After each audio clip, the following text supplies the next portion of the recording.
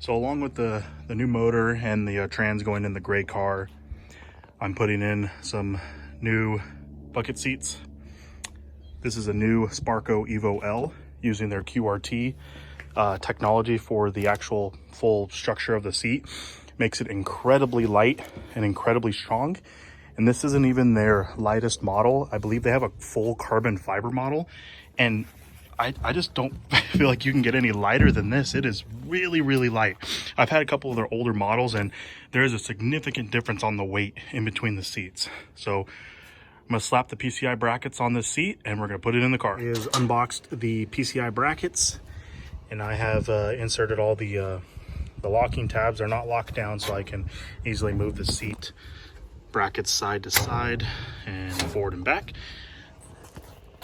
I am now going to get the seat onto the brackets, kind of loosely fitted, and then I will put it into the car, and I will be with you guys. All right, now we do have the side mounts bolted up, plenty of room to lock down.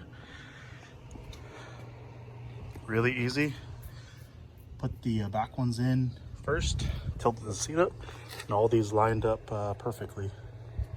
Put it in the car right now. So here's the seat installed, and nothing's really locked down except for the back bolt, front bolt, but the way it sits in these NCs is so much nicer. I'm gonna try to show you the clearances. Obviously I've cut the carpet, that was for another issue, but lots of room on this side. It's a little close right here, but and with the hardtop brackets, once it's bolted down, it should be fine.